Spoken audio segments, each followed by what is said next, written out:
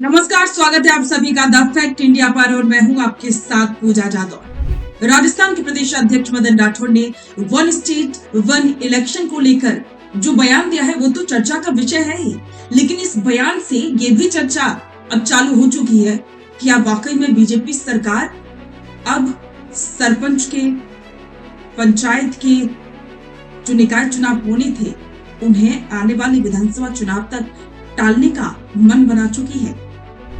आज हम बात करेंगे इसके पीछे की सच्चाई के बारे में, क्योंकि जिस तरह से मदन राठौड़ ने बयान दिया उससे सवाल उठना लाजिमी है, क्योंकि उन्होंने कहा कि हम चाहते हैं कि one state one election Rajasthan में लागू हो, जिससे कि सरकार पर अतिरिक्त बोझ कम हो। अब इससे एक बात तो साफ है कि अगर ये लागू होता है तो निकाय चुनावों, पंचायत चुनावों में अब भी इंतजार करना पड़ेगा। और जो स्थिति चल रही है राजस्थान में, कांग्रेस इसे मुद्दा बना रही है, वो कहीं ना कहीं और ज्यादा बढ़ सकती है, क्योंकि अगर ये लागू हुआ तो 2028 तक सरपंच के, पंचायत के जो चुनाव होने हैं, निकाय के चुनाव होने हैं, वो टल जाएंगे और ये सभी चुनाव विधानसभा चुनाव के साथ ही हो सकते हैं।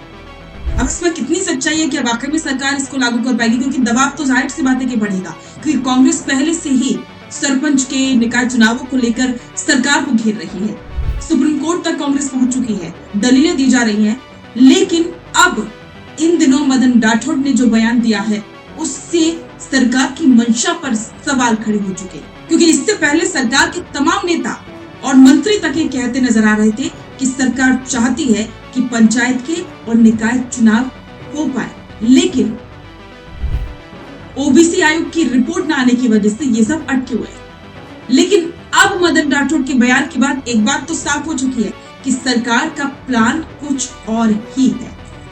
प्रधानमंत्री नरेंद्र मोदी के वन नेशन वन इलेक्शन के सपने को अब राजस्थान में धरातल पर उतारने की तैयारी दिख रही है। मदन राठौड़ का तर्क है कि बार बार होने वाले चुनावों से न केवल सरकारी खजाने पर बोझ बढ़ता है, बल्कि आचार संहिता की वजह से विकास कार्य भी ठप हो जाते हैं।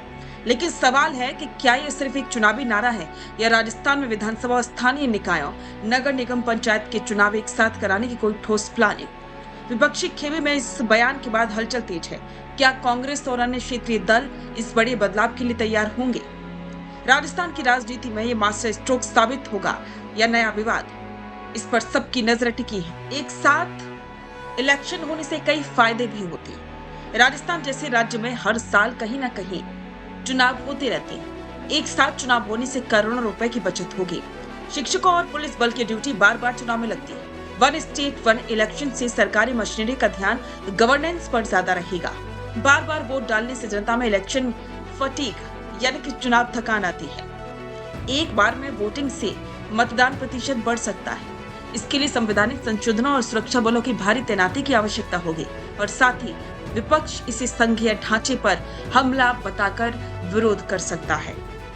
बीजेपी प्रदेश अध्यक्ष ने वन स्टेट वन इलेक्शन की वकालत कर दी है। अब देखना होगा कि क्या राजस्थान इसके लिए तैयार है।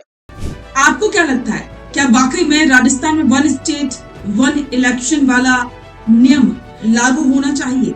कमेंट में अपनी राय जरूर दें और बने रहें द फैक्ट इंडिया के साथ। रुकिए और जरा ध्यान से सुनिए। क्या आप हमारी इन खबरों से अपने व्यापार को भी बढ़ाना चाहते हैं?